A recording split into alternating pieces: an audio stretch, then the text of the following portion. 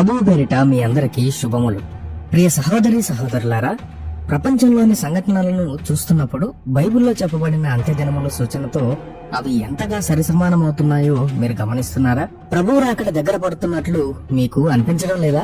పరిశుద్ధ గ్రంథంలోని పవిత్ర వాక్యాలు ఈ కాలాలను ఎలా వివరిస్తున్నాయో తెలుసుకోవడానికి ఈ వీడియో చివరి వరకు పూర్తిగా చూడండి. యోధా పత్రిక 1వ అధ్యాయము 7వ వచనం. ఆ ప్రకారముగానే సొదొమ గొమొర్రాలను వాటి చుట్టుపట్లనున్న పట్టణములను వీరి వలనే వ్యభిచారము చేయుచు పరశరీరానుసారులైనందున నిత్యాగ్ని దండన అనుభవించుచు దృష్టాంతముగా ఉంచబడెను. ప్రకటన గ్రంథము 13వ అధ్యాయము 16వ వచనము. కాగా కొద్దివారు గాని గొప్పవారు గాని, ధనికులు గాని దరిద్రులు గాని, స్వతంత్రులు గాని దాసులు గాని తమ నొసటి ఎందైనను ముద్ర వేయించుకున్నట్లును, ఆ ముద్ర అనగా ఆ మృగము పేరైనను దాని పేరిట సంఖ్య అయినను గలవాడు తప్ప క్రయ విక్రయములు చేయుటకు మరి ఒకనికి అధికారము లేకుండానట్లును అది వారిని బలవంతం చేయుచున్నది. బుద్ధి గలవాడు మృగము యొక్క సంఖ్యను లెక్కింపనిమ్ము, అది ఒక మనుష్యుని సంఖ్యయే, ఆ సంఖ్య 666. ఇందులో జ్ఞానము కలదు. మత్తయి సువార్త 24వ అధ్యాయము 36వ వచనం. అయితే ఆ దినమును గూర్చియు ఆ గడియను గూర్చియు తండ్రి మాత్రమే ఎరుగును గాని ఏ మనుష్యుడైనను పరలోకమందలి దూతలైనను కుమారుడైనను ఎరగరు. నోవహు దినములు ఎలాగనుండెనో మనుష్య కుమారుని రాకడను అలాగే ఉండును. జలప్రలయమునకు ముందటి దినములలో నోవహు ఓడలోకి వెళ్లిన దినము వరకు వారు తినుచు త్రాగుచు పెండ్లి చేసుకొనుచు పెండ్లికిచ్చుచూ నుండి జలప్రలయము వచ్చి అందరినీ కొట్టుకొని పోవు వరకు ఎరుగకపోయేరి. అలాగుననే మనుష్య కుమారుని రాకడ ఉండను. ఆ కాలమున ఇద్దరు పొలములో ఉందరు, ఒకడు తీసుకొని పోబడును, ఒకడు విడిచిపెట్టబడును.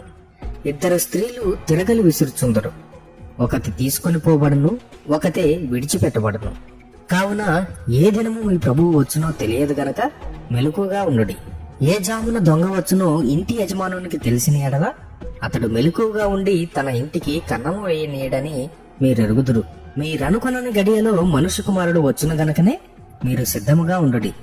యజమానుడు తన ఇంటి వారికి తగిన వేళ అన్నము పెట్టుటకు వారి పైన ఉంచిన నమ్మకమైన వాడును బుద్ధిమంతుడైన దాసుడెవడు? యజమానుడు వచ్చినప్పుడు ఏ దాసుడు ఇలాగు చేయుచున్నట అతడు కనుగొనునో ఆ దాసుడు ధన్యుడు. మత్తయి సువార్త 24వ అధ్యాయము 14వ వచనం.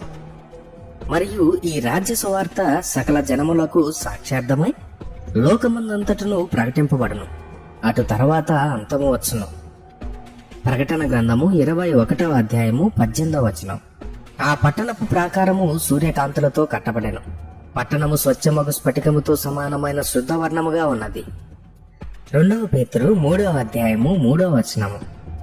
అంత్యదినములలో అపహాసకులు అపహసించుచూ వచ్చి తమ స్వకీయ దురాశల చొప్పున నడుచుకొనుచు ఆయన రాకడను గూర్చిన వాగ్దానమేమాయను? పితరులు నిద్రించినది మొదలుకొని సమస్తమును సృష్టి ఆరంభమున్నట్టే నిలిచి ఉన్నదే అని చెప్పుదురని మొదట మీరు తెలుసుకొనవలెను.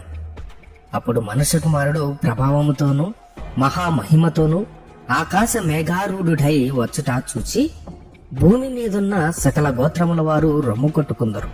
మత్తయి సువార్త 24వ అధ్యాయము 34వ వచనం. ఇవన్నీ జరుగు వరకు ఈ తరము గతింపదని నిశ్చయముగా మీతో చెప్పుచున్నాను. మత్తయి సువార్త 24వ అధ్యాయము 22వ వచనము. ఆ దినములు తక్కువ చేయబడకపోయిన ఎడల ఏ శరీరియు తప్పించుకొనడు. ఏర్పరచబడిన వారి నిమిత్తము ఆ దినములు తక్కువ చేయబడును. లూకా సువార్త 18వ అధ్యాయము 8వ వచనము. ఆయన వారికి త్వరగా న్యాయము తీర్చును.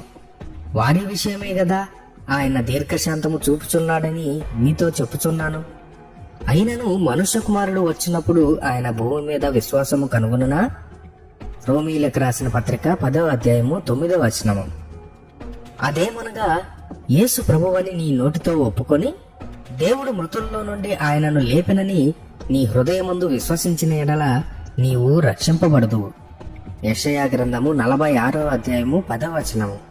నా ఆలోచన నిలిచిననియు నా చిత్తమంతయు నెరవేర్చుకొనెదననియు చెప్పుకొనుచు ఆది నుండి నేనే కలగబో వాటిని తెలియజేయుచున్నాను.